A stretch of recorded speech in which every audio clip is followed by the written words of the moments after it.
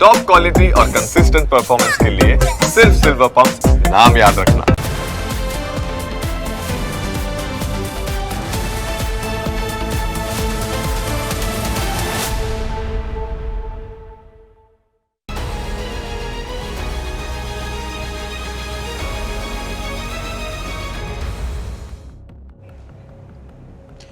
નમસ્કાર, પ્રાઇમ 9 સાથે હું છું જીગર। જો તમે ગીર પંથકમાં રહેતા હો અથવા ફરવા જતા હો તો સાવધાન રહેજો, કારણ કે એક સમયે લોકોના દોસ્ત કહેવાતા સિંહ હવે ખૂંખાર બન્યા છે। માણસોનું લોહી જાણે ચાખી ગયા છે। આજથી 20 વર્ષ પહેલાં એવી સ્થિતિ હતી કે સિંહ ફક્ત જંગલમાં જ રહેતા, પરંતુ સિંહની વસ્તી વધી અને માણસે જંગલમાં અડીંગો જમાવતા જંગલમાં રહેતા સિંહ ધીમે ધીમે બહાર આવવા લાગ્યા। જંગલમાંથી ખેતરોમાં દેખાવા લાગ્યા, ખેતરમાંથી ગામમાં ઘૂસ્યા, ગામમાંથી શેરીઓમાં આવ્યા અને હવે ગિરનાર પર્વત ઉપર સાવજની હિંસક ગર્જના લોકોને ડરાવી રહી છે। સિંહ એક બાદ એક લોકોને પોતાના શિકાર બનાવી રહ્યા છે। તેવામાં વધુ એક ઘટનાએ જૂનાગઢના ગિરનાર પર્વત ઉપર ચડતા લોકોને ડરાવ્યા છે। સિંહે 11 વર્ષના માસૂમ દીકરાને ફાડી ખાતા ચિંતા વધુ ઘેરી બની છે, કેમ કે માત્ર જુલાઈ મહિનામાં જ 11 દિવસમાં જ સિંહના હુમલાના 4 બનાવો બની ચૂક્યા છે। જૂનાગઢ, અમરેલી, સાવરકુંડલા અને પાલીતાણાના ગરજિયામાં સિંહના હુમલાની ઘટનાઓ બની ચૂકી છે। તેવામાં ફરી એકવાર માસૂમ બાળક સિંહનો શિકાર બન્યો છે। મયુર સિંહ નામનો આ માસૂમ દીકરો કોઈ સ્થાનિક ન હતો। તે મહેમદાવાદ તાલુકાના મોડજ ગામેથી પરિવાર સાથે ગિરનારની યાત્રાએ ગયો હતો, પરંતુ મયુરસિંહને સિંહે ફાડી ખાધો। એ મયુરસિંહ જે પરિવારનો લાડકો હતો, તેના વિનાની જિંદગીની પરિવાર કલ્પના પણ કરી શકતો ન હતો। પરિવારે ક્યારેય વિચાર્યું ન હતું કે તે સિંહનો કોળિયો બની જશે। હવે આખી ઘટના કેવી રીતે બની તે જાણશો તો તમારા રૂવાડા ઊભા થઈ જશે। બન્યું એવું કે મયુરસિંહ પોતાના કાકા સાથે વહેલી સવારે અંધારામાં પોતાના કાકાની આંગળી પકડીને ગિરનારના પગથિયા ચઢી રહ્યો હતો। રાતનું અંધારું હજુ ગાયબ થયું ન હતું। ગેટની અંદર આશરે 50 જેટલા પગથિયા ઉપર પહોંચતા જ ઝાડીઓમાં છુપાયેલા સિંહે પાછળથી મયુરસિંહ પર હુમલો કર્યો। સિંહ મયુરસિંહને તેના કાકાના હાથમાંથી જ ખેંચીને જંગલ તરફ ભાગ્યો, જેના કારણે ભારે દોડધામ અને ચીસાચીસ થઈ ગઈ। ત્યારબાદ શોધખોળ કરતા જંગલમાંથી બાળકના બૂટ, કપડાં અને શરીરના કેટલાક અવશેષો જ હાથ લાગ્યા। કુલ 3 સિંહ હતા, જેમાંથી એક સિંહે હુમલો કર્યો। સિંહની ઉલટીમાંથી માનવ અવશેષો મળી આવ્યા છે, જેને લઈ વન વિભાગે પુષ્ટિ કરી છે કે સિંહ બાળકને ખાઈ ગયો હતો। ઘટનાને લઈ પરિવારમાં માતમ છવાઈ ગયું છે। પરિવારજનોની આંખોમાંથી આંસુ સુકાતા નથી। વહાલસુયા દીકરાનો ચહેરો નજર સામેથી હટતો નથી। એક માસૂમ દીકરાનો આ રીતે શિકાર થઈ જતા પરિવાર આઘાતમાં સરી પડ્યો છે। આ ઘટનાને લઈ પ્રત્યક્ષદર્શી શું જોયું એ સાંભળો। સવારે 5:45 ચડવાનું ચાલુ કર્યું હતું અને 50 પગથિયા ચડ્યા અને અમારો 50-60 જણા હંગાત હતા, બીજા બધા હંગાત હતા અને સિંહ આવ્યો અચાનક અને બાળકને લઈ ગયો। લાઇટની સુવિધા નથી અને એમ કહેતા હતા કે 3 દાડાથી સિંહ અહીંયા જ બેઠી રહેતો હતો, પગથિયામાં જ બેસી રહેતો હતો।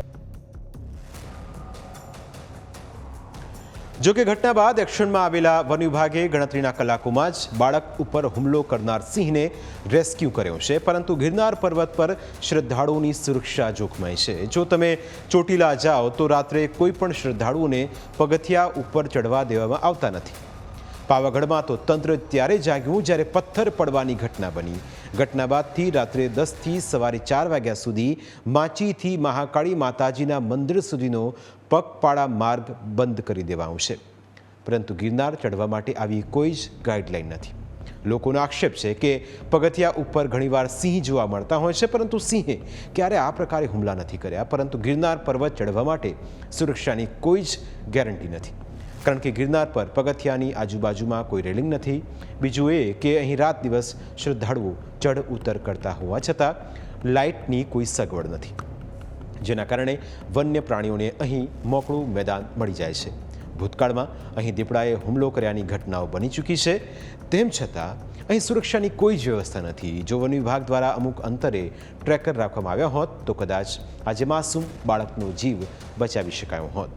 પરંતુ ગિરનાર પર્વત ઉપર જંગલી પ્રાણીઓની અવરજવર થાય છે એવી જાણ હોવા છતાં વન વિભાગે અહીં ટ્રેકર્સ મૂક્યા નથી, જેના કારણે હવે યાત્રાળુઓની સુરક્ષા પણ જોખમાઈ છે. વન્ય જીવ પ્રેમીઓનું કહેવું છે કે યાત્રાધામ ગિરનાર પર્વત ઉપર આ પ્રકારની ઘટના બનવી એ દીવા તળે અંધારા જેવી સ્થિતિ છે.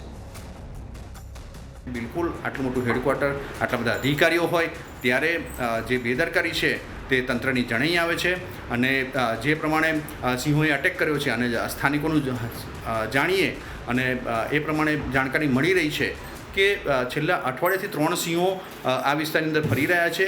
તો વન વિભાગ ઊંઘતું હતું ત્યાં આગળ અને જે વ્યવસ્થાપનો કરવામાં આવેલા છે, ત્યાં ચોકી બનાવવામાં આવેલી છે, બધી જ વ્યવસ્થાઓ છે, વન વિભાગના આટલા બધા અધિકારીઓ કામ કરી રહ્યા છે.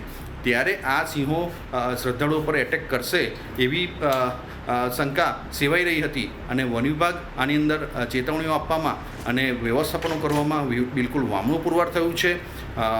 વન વિભાગ જે SOP બનાવવાની જાહેરાત કરી હતી વનમંત્રીશ્રીએ, એ પણ માત્ર ખાલી ઠાલા વચનો પુરવાર થઈ રહી છે. તો બીજી તરફ ઘટનાને પગલે અનેક સવાલો પણ ઉઠી રહ્યા છે, કારણ કે સિંહની દેખરેખ માટે વન વિભાગે ટ્રેકર્સ રાખેલા છે, તેમ છતાં ગીરના સિંહ ગિરનાર પર્વત ઉપર કેવી રીતે આવી ગયા તે એક મોટો સવાલ છે. સવાલ એ થાય કે ગિરનારમાં વન વિભાગના અધિકારીઓ અને કર્મચારીઓ અત્યાર સુધી ઊંઘતા હતા. ગિરનાર જતા યાત્રીઓની સુરક્ષાનું શું? કોઈ સુરક્ષાની જવાબદારી લેશે ખરા?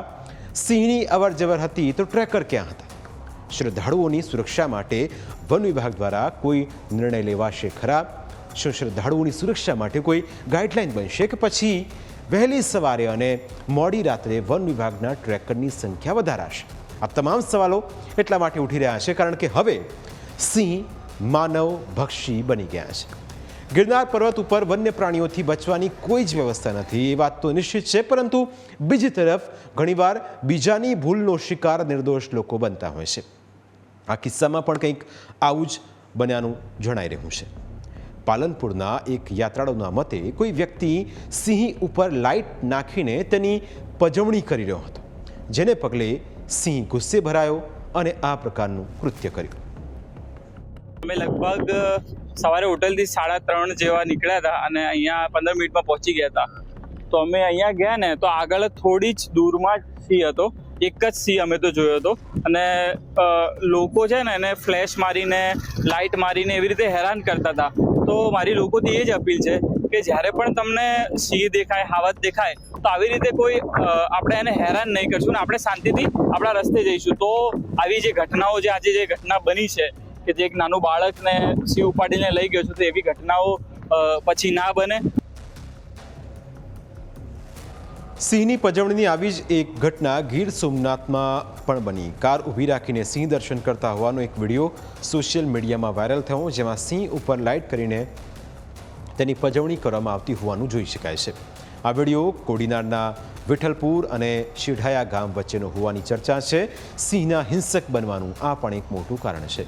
પ્રવાસનને વેગ મળતા દૂર દૂરથી આવતા લોકો સિંહની પજવણી કરીને મજા લેતા હોય છે અને તેના કારણે સિંહમાં બદલાની ભાવના જન્મ લેતી હોય છે. પરંતુ બાળક ઉપર હુમલો કરનાર સિંહની પજવણી કરવામાં આવી હતી કે કેમ, તેને લઈ વન વિભાગ તપાસ કરી રહ્યું છે. अगर किसी भी सिंह को या किसी भी वन्य प्राणी को अगर इस तरीके से हरेस किया जाएगा तो व्यवहार तो थोड़ा आक्रामक हो सकता है, बट ये जो जिस घटना की हम बात कर रहे हैं इसमें अभी तक ऐसा कोई पुष्टि नहीं हुआ है और ये अभी इन्वेस्टिगेशन का विषय है. સિંહના હુમલાના બીજા પણ ઘણા કારણો છે, જેમાંનું એક કારણ સિંહની વધી રહેલી વસ્તી પણ છે. છેલ્લે 2025માં થયેલી વસ્તી ગણતરી પ્રમાણે સિંહની વસ્તી 891 છે.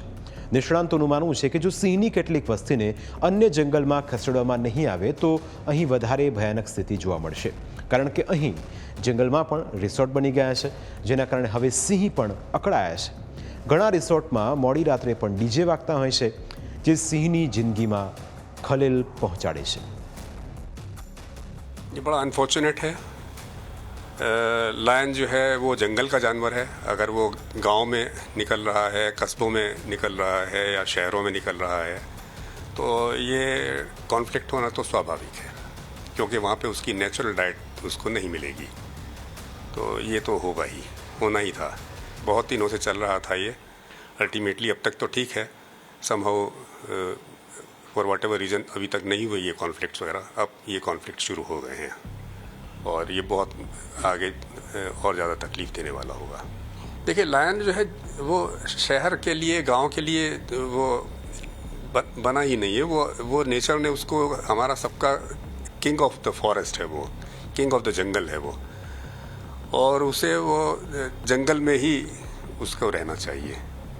जंगल से बाहर आएगा तो उसके बिहेवियर में चेंज आएगा ही, क्योंकि वो ये कंक्रीट जंगल्स या शहर और गांव और गाड़ियों और बसों के बीच में रहने के लिए वो उसका अडेप्टेशन नहीं है।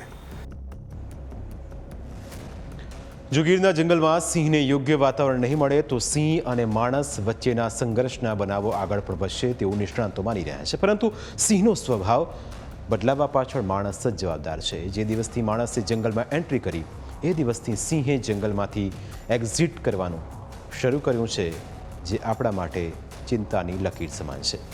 પ્રાઇમ 9માં સમય થયો છે બ્રેકનો, બ્રેક બાદ અન્ય મુદ્દા વિશે વાત।